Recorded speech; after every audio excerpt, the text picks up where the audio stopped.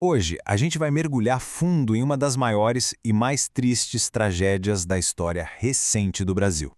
E o que é mais chocante é que essa não é só a história de um acidente. É a crônica de uma catástrofe que, como todas as evidências apontam, foi anunciada. 25 de janeiro de 2019, meio-dia e 28, Brumadinho, em Minas Gerais. Essa data e essa hora marcam um momento exato em que a vida de milhares de pessoas mudou para sempre. Foi quando a barragem B1 da mina Córrego do Feijão simplesmente se rompeu. Então, o que foi que realmente aconteceu em Brumadinho?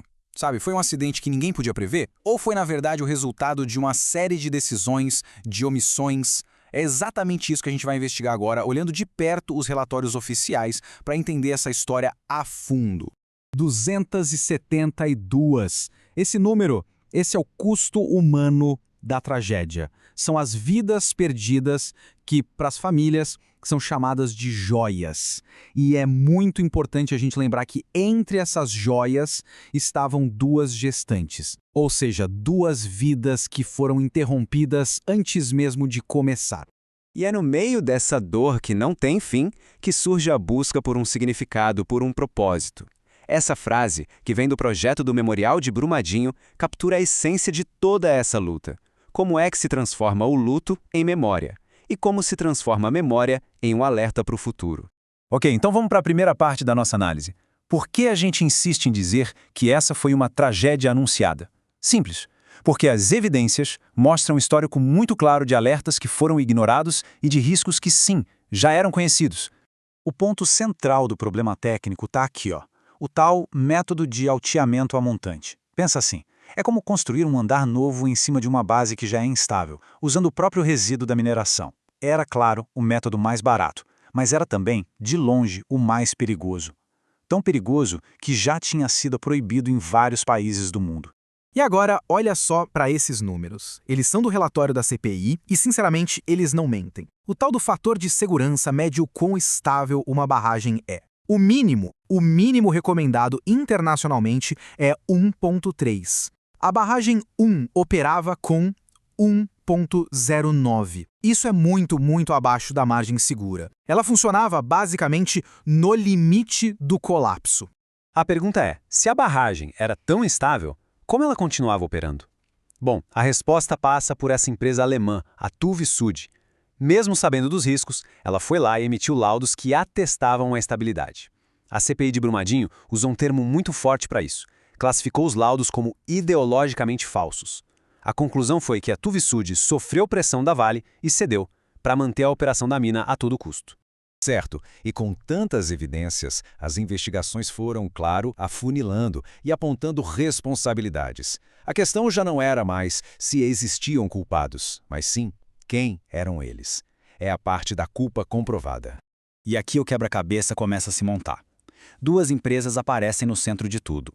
Primeiro, a Vale S.A., a dona da barragem. As investigações mostraram que ela sabia dos riscos, mas omitiu informações para manter a operação funcionando.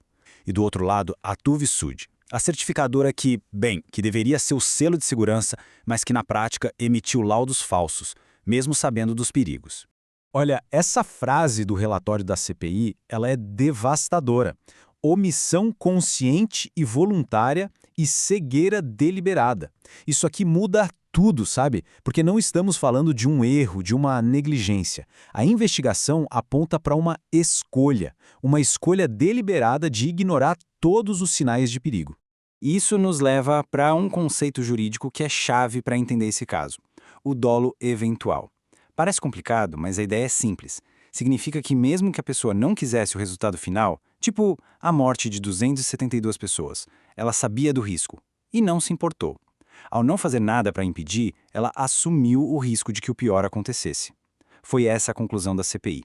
E essa conclusão, claro, levou a acusações de crimes muito graves. A gente está falando de homicídio, lesão corporal, uma série de crimes ambientais e também dano qualificado. Cada um desses crimes é uma consequência direta daquela omissão consciente e voluntária que a CPI apontou. Bom, com as responsabilidades apontadas, começa outra batalha. Uma batalha longa, dolorosa, a luta por justiça. É a busca por reparação e, principalmente, pelo fim da impunidade. 37 bilhões de reais. É um número tão grande que é até difícil de imaginar. Esse foi o valor do acordo de reparação assinado em 2021. Um dinheiro que, na teoria, deveria servir para reparar todos os danos sociais, econômicos e ambientais que o rompimento causou. Só que aí a gente cai num conflito, o famoso discurso versus a prática. De um lado, a Vale dizendo publicamente que o propósito é acelerar as indenizações. Do outro, o Ministério Público do Trabalho afirmando que, na prática, a empresa pede para adiar os pagamentos, postergando tudo. É uma desconexão total entre o que se fala e o que se faz. E essa linha do tempo ajuda a gente a entender por que a sensação de impunidade é tão grande. Olha só, o rompimento foi em janeiro de 2019. O acordo bilionário em fevereiro de 21. Mas aí, no final de 21, o caso criminal é anulado e vai para a Justiça Federal. A previsão de início das audiências, fevereiro de 2026. 7 anos. 7 anos de espera para as famílias verem os réus no banco. E o estrago, claro, vai muito além dos tribunais. Foram 12 milhões de metros cúbicos de lama tóxica. Isso contaminou o rio Paraupeba, destruiu mais de 130 hectares de Mata Atlântica, parou a vida de centenas de agricultores e, ainda por cima, causou um aumento absurdo de problemas de saúde, tanto física quanto mental, na população. A destruição é imensa e duradoura. O que nos leva à nossa parte final. Memória para não repetir. A grande questão é, como garantir que uma tragédia como essa nunca mais aconteça? Uma parte fundamental da resposta passa pela construção da memória. E uma das respostas mais concretas para essa necessidade de não esquecer é a construção de um memorial, lá mesmo em Brumadinho. A ideia é criar um espaço físico que não seja só para o luto, mas também para a reflexão, para a educação, para que as próximas gerações saibam exatamente o que aconteceu naquele lugar. E o projeto desse memorial é todo carregado de simbolismo. É muito poderoso. Vão ser plantados 272 ipis amarelos, um para cada vítima.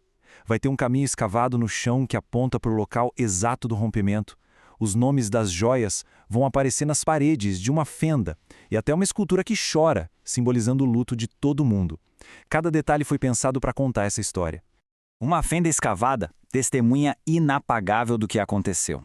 Essa frase do projeto resume tudo. A própria arquitetura se torna uma testemunha que não dá para apagar. É uma forma de impedir que o tempo apague a história. Um registro permanente, feito de concreto e de paisagem, do que foi essa catástrofe.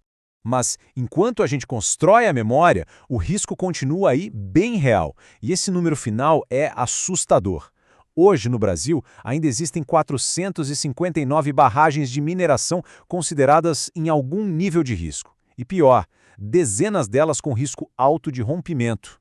Isso tudo nos leva à pergunta que não quer calar. O desastre de Mariana, lá em 2015, foi um imenso grito de socorro. Um grito que, pelo visto, não foi ouvido. Anos depois, Brumadinho aconteceu. Com centenas de barragens ainda em risco por aí, a pergunta que fica no ar é: será que a lição de Brumadinho foi de fato aprendida?